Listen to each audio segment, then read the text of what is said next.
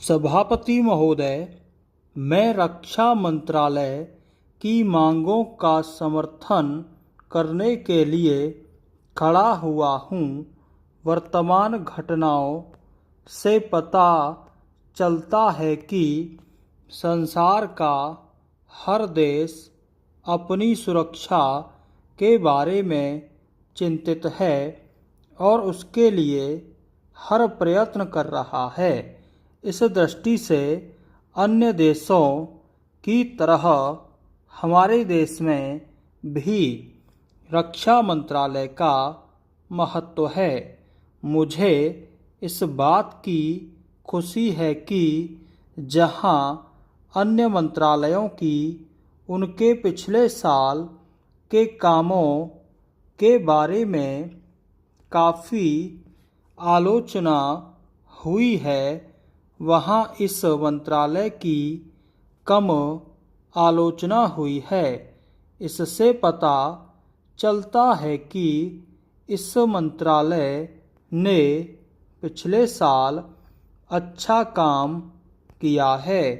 मोटे तौर पर किसी भी देश की सुरक्षा नीति का लक्ष्य यह होता है कि दूसरे देशों, खास तौर से पड़ोसी देशों के साथ मित्रता के संबंध स्थापित हों और हम एक दूसरे के मामलों में हस्तक्षेप न करें, लेकिन उसके साथ यह भी ज़रूरी होता है कि हम अपने देश की सीमाओं और अखंडता की रक्षा करें। इसलिए हमारे देश का यह कर्तव्य हो जाता है कि हम अपने पड़ोसियों के कार्यों पर पूरी नज़र रखें, क्योंकि आज तक हमारे देश पर जो संकट आए वे हमारे पड़ोसियों से आए हैं। 1965 में पाकिस्तान के साथ जो लड़ाई हुई और उसके बाद ताशकंद में जो समझौता हुआ वह सिर्फ कागज पर ही रहा। पाकिस्तान ने उस पर कोई अमल नहीं किया। इस दृष्टि से बहुत ज़रूरी है कि हम अपने देश की सुरक्षा की हर तरह से व्यवस्था करें। हमारा उद्देश्य दूसरों पर आक्रमण करना नहीं है, लेकिन यदि हम पर कोई आक्रमण करे तो हम में इतनी शक्ति अवश्य होनी चाहिए कि हम उसका डटकर सामना कर सकें। पैराचेंज, आप जानते हैं कि पिछले दिनों पाकिस्तान को अमेरिका और चीन से काफ़ी मदद मिली है।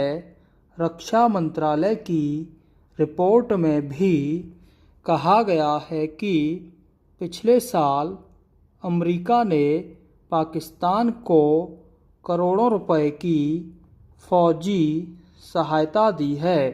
आज जहां हम फौजी सामान के लिए अपने कारखानों की मदद से अपनी शक्ति बढ़ाने का प्रयत्न कर रहे हैं, वहां पाकिस्तान संसार के देशों से फौजी सामान खरीद रहा है।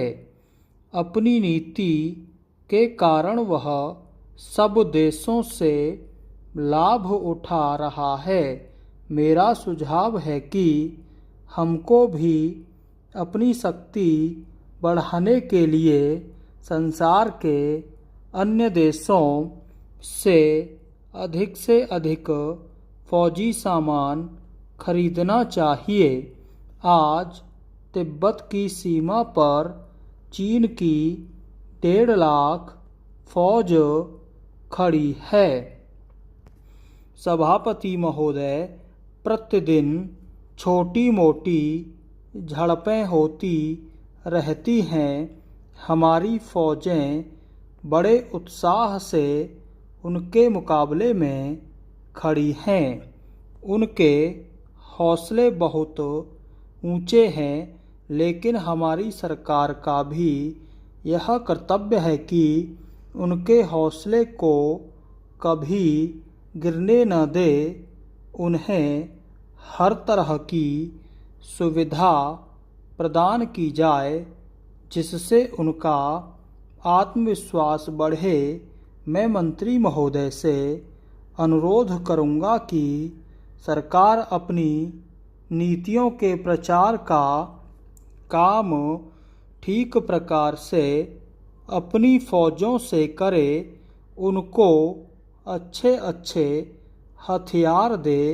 अनुसूचित जातियों और आदिवासी जातियों के आयुक्त ने जो अपना प्रतिवेदन प्रस्तुत किया है, उस प्रतिवेदन को देखने से ऐसा प्रतीत होता है कि इसको तैयार करने में उन्होंने बहुत परिश्रम से कार्य किया है। इसके लिए मैं उनके सहयोगियों को धन्यवाद देता हूँ, परंतु साथ ही साथ इस प्रतिवेदन के संबंध में कुछ आवश्यक निवेदन भी करना चाहता हूँ। पहली बात तो यह है कि इस प्रतिवेदन को देखने से ऐसा प्रतीत होता है कि इन कार्यों के लिए जिस धन का उपयोग होता है वह 3 साधनों से उपलब्ध होता है। केंद्र सरकार द्वारा, राज्य सरकारों द्वारा और कुछ गैर सरकारी संस्थाओं द्वारा।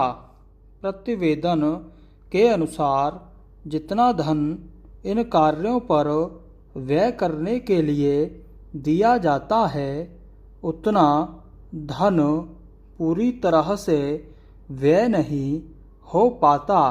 मैं यह नहीं कह सकता कि आवश्यकता से अधिक धन दिया जाता है या कार्यकर्ताओं को वह धन प्राप्त ही नहीं होता, जिसके कारण से वह बिना खर्च हुए बच जाता है।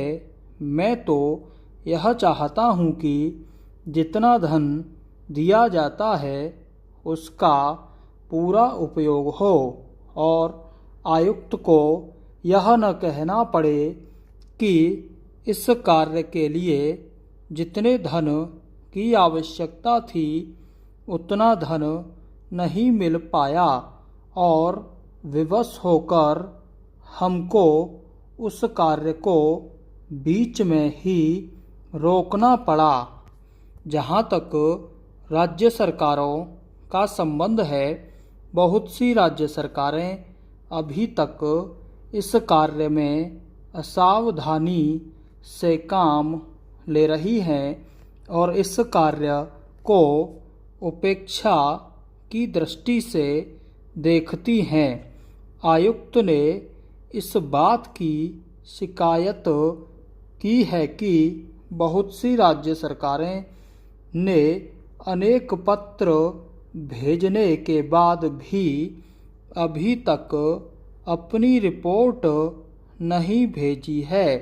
मैं चाहता हूं कि सरकार इस तरफ निष्ठापूर्वक ध्यान दे, राज्य सरकारों पर दबाव डाला जाए कि वे इस दायित्व के प्रति सचेत हों और आयुक्त को उनके कार्यों में पूरा सहयोग प्रदान करें।